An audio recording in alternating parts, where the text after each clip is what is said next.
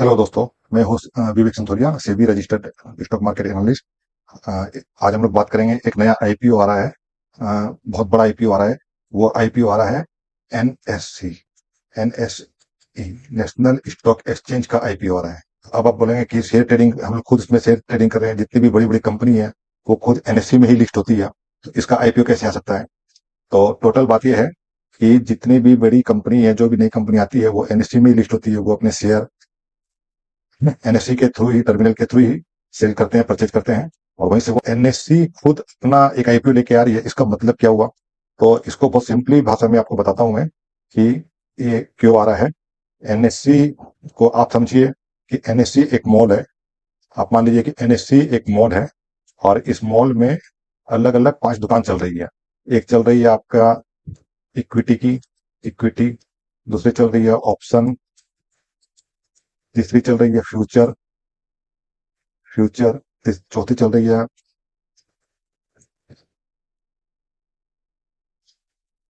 Commodity, और चौथी चल रही है करेंसी। अब आप ऐसे समझिए कि एनएससी एक मॉल है, और इस मॉल के अंदर ये 5 तरह की दुकान चल रही है। लेकिन ये 5 तरह की जो दुकान चल रही है, ये अपना अपना अपनी अपनी दुकान चला रहे हैं, और अपनी कमाई का एक हिस्सा, एक रेंट जो है, वो मॉल को दे रहे हैं। तो मॉल को लेकिन इनकी दुकानदारी से कोई मतलब नहीं है, जबकि एनएससी खुद एक अपने आप में बड़ा मॉल है। अब एनएससी बोल रहा है, अब बड़े बड़े इन्वेस्टर और एनएससी खुद बोल रहे हैं कि जब आपकी इतनी कमाई है, तो इसमें से अपना कुछ हिस्सा मार्केट में छोड़ दीजिए, हम लोग को भी इसमें शेयर दे दीजिए। 20%, 30% इसमें से आप पब्लिक इशू कर दीजिए। तो इसमें कोई दिक्कत नहीं है। मॉल अपना अपना शेयरिंग बेचेगी, और बाकी जो दुकान चल रही है, जैसे चल रही है वैसे चलती रहेगी। तो इस तरह करके एक फाइनल डिसीजन हुआ कि एनएससी अब अपना एक बड़ा आईपीओ लेके आएगी। ये इंडिया का सबसे बड़ा आईपीओ हो सकता है, और ये सबसे बड़ा आईपीओ हो सकता है इंडिया का। अभी सेबी के रजिस्टर्ड चेयरपर्सन शशिकांत शशिकांत पांडे जी है। तो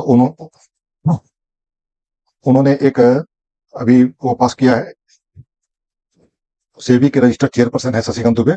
उनकी चेयरपर्सनशिप में ही ये फैसला हो रहा है कि एनएससी का भी एक हम लोग ये लेके आएंगे, आईपीओ लेके आएंगे। तो आप समझ गए होंगे कि एनएससी एक मॉल है, और इसके अंदर ये 5 दुकान है। ये अपना अपना काम कर रही है। एनएससी अपना कुछ शेयर मार्केट में बेच रहा है। सीधा सिंपल बात है, इसमें कोई भी नया समझने की बात नहीं है। एनएससी एनएससी की स्थापना 1994 में हुई थी। उस समय 1992 में ग्लोबलाइजेशन और लिबरलाइजेशन चल रहा था।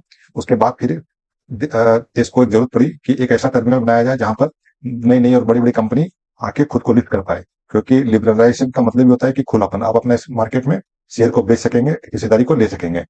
तो उसके लिए फिर एनएससी ने 1994 में इसकी स्थापना की गई। NSC, national stock exchange. उसके पहले बीएसटी था, बॉम्बे स्टॉक एक्सचेंज में तो शेयर हो ही रहा था। लेकिन और ज्यादा अपग्रेड करके एनएससी को फिर खोला गया। 1994 से लिस्ट होने के बाद अभी तक एनएससी में 2671, 267 कंपनीज लिस्ट हो चुकी है अभी तक। इतनी कंपनीज अभी तक लिस्ट हो चुकी है, और इन्होंने पैसा, फंड जो है, मार्केट से रेस किया है। 1994 के बाद, इसकी स्थापना के बाद, आज एनएससी वर्ल्ड वर्ल्ड में 6th पोजीशन में है। अभी अभी ये 6th पोजीशन में वर्ल्ड में है एनएससी, और बीएससी जो है वो 8th पोजीशन में है। और एनएससी का डाटा बहुत बड़ा है। कुछ उसका डाटा का बता दूं मैं। 11 करोड़ यूनिक पैन कार्ड इसमें रजिस्टर्ड है। यूनिक पैन कार्ड एनएससी में रजिस्टर्ड है। और 21 करोड़ से ज्यादा इसमें अभी डीमेट अकाउंट ऑलरेडी रजिस्टर्ड है, डीमेट अकाउंट। तो ये बहुत बड़ी संख्या है। वर्ल्ड, ये सब मिलके इसको वर्ल्ड की 6th ब्रोकिंग एजेंट कंपनी बनी। 1993 में इसकी स्थापना हुई, और 1994 में इसमें इक्विटी ट्रेडिंग चालू किया गया, और 2000 में डेरिवेटिव दुकान खोली गई।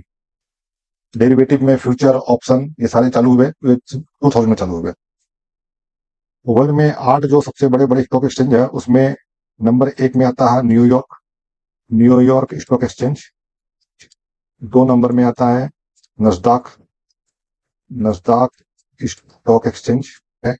Shanghai Shanghai stock exchange. 4 number में आता है euro euro euro next. 5 number में तीन नंबर में आता है टोक्यो। तो 4 नंबर में आता है Shanghai Shanghai stock exchange. 5 number में यूरो नेक्स्ट यूरो नेक्स्ट। और 6 नंबर में आता है एनएसई, अपना नेशनल स्टॉक एक्सचेंज। और 7 नंबर में आता है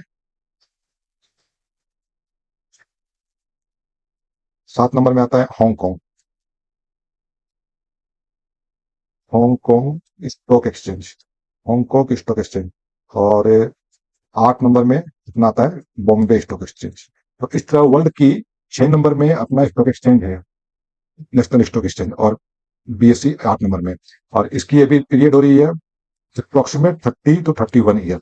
94 में चालू हुआ और अभी 25 चल रहा है। 30 to 31 ईयर्स में ये वर्ल्ड के 6 बड़ी स्टॉक एक्सचेंज बन चुकी है। एक्चुअल में ये आईपीओ 2016 में ही लिस्ट होने वाला था, लेकिन उस समय कुछ स्कैम हो गया। स्टॉक एक्सचेंज में कुछ स्कैम हो रहा था, उसके कारण उनको रोक दिया गया। वो स्कैम जो है, वो स्कैम को बोलते को लोकेशन स्कैम। को लोकेशन को लोकेशन स्कैम। अब ये को लोकेशन स्कैम क्या है, ये मैं थोड़ा सा बता देता हूँ आपको। उसमें तो ये स्कैम जब हुआ था उस समय उनकी एनएससी की सीईओ थी चित्रा रामाकृष्णा। तो उन पर एलिगेशन भी हुआ था और उनको एनएससी ने जो है बाद में सीबीआई इंक्वायरी हुई और उसको पेनल्टी भी लगी। एनएससी को भी पेनल्टी किया गया और उनकी जो सीईओ थी उस समय की चित्रा रामाकृष्णा, उनको भी पेनल्टी किया गया। और उसके बाद तो अभी जो है करेंटली जो है अभी सूर्यकांत पांडे जी हैं सीईओ। उन्होंने दोबारा 2024 में तय किया है कि एनएससी का आईपीओ लाया जाए और आईपीओ से फंड रेज किया जाए। और इसमें जो सबसे बड़े इन्वेस्टर इनके हैं वो एसबीआई है। एसबीआई और एलआईसी, ये दो सबसे बड़े इन्वेस्टर हैं। इन लोग का भी बहुत प्रेशर है कि आईपीओ लाकर, ये जब इनिशियल 1994 में एनएससी की स्थापना हुई थी उसी समय ये लोग सबसे बड़े इन्वेस्टर थे, एसबीआई और एलआईसी। तो आज इनका भी फंड बहुत बड़ा हो चुका है। उस समय ये 10%, 12% तक के इनमें इन्वेस्टेड थे। तो आज इनका फंड बहुत बड़ा हो चुका है। तो ये लोग भी बहुत प्रेशर दे रहे हैं कि इनका आईपीओ लाकर इनको भी रिलीज किया जाए।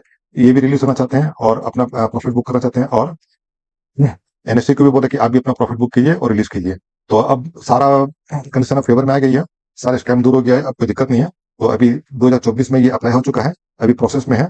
ये नेक्स्ट कुछ महीनों में ही मार्केट में आपको सुनने को मिलेगा कि एक बड़ा ये एनएससी का आईपीओ की आपको डेट सुनने को मिलेगी। ये बहुत बड़ी खबर है, बहुत इंपॉर्टेंट खबर है। तो इसके संबंधित जितनी भी जानकारी थी मैंने आपको दे दी। वीडियो अच्छा लगे तो लाइक कीजिएगा, सब्सक्राइब कीजिएगा। और कोई क्वेश्चन हो तो जरूर से कमेंट बॉक्स में कमेंट कीजिएगा।